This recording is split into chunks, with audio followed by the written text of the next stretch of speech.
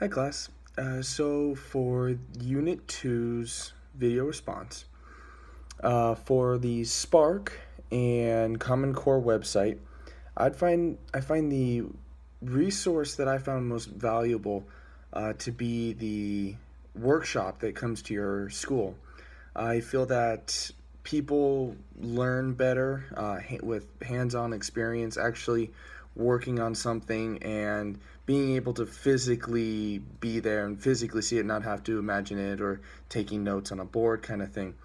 Um, I think having workshops and activities, things geared towards the Common Core, would be a good way for people to learn and understand what exactly is expected and what exactly is going on in a more implicit manner, where they're not trying to necessarily learn it, but they're learning through their actions. And I think, and that's one of the most powerful learnings, because then it's tied to emotions, and it's easier to recall and easier to remember.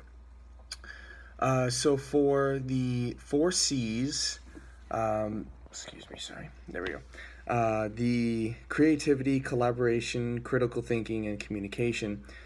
To incorporate that into physical education lessons, I think it has a lot to do with kind of the sport that you're doing. Where a really good way for creativity would be for uh, students, like let's say you were playing flag football, for example, the students to come up with their own plays where they all kind of take a turn at quarterback, receiver, running back, whatever position they really want to play.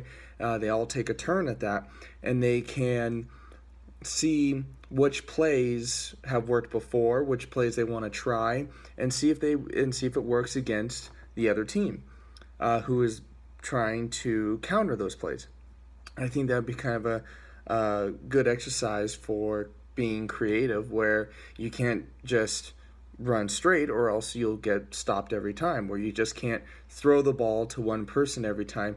You need and I can encourage them to be creative with it, to try a trick play, to fake the run, pass, or fake a pass and run the ball, stuff like that.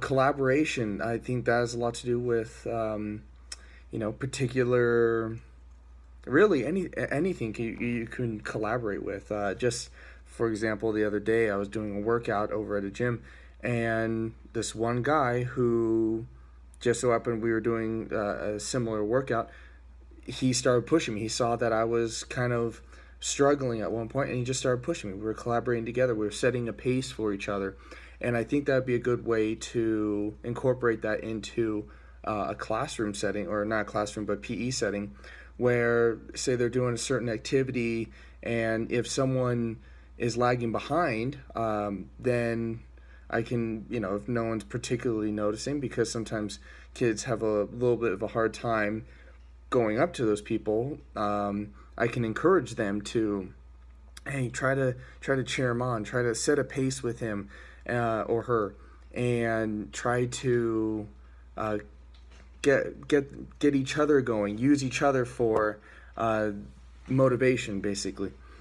Critical thinking can be a number of things, where, say, we can have different exercises where they need to, like team building exercise. I think that's a really good example of critical thinking, where the solution isn't just a simple hop across the gap kind of thing. You need to work together and think outside the box to understand how to bridge that gap, or how to do that thing where the task at hand, where you need to work together, and um, and it's not just a black or white answer.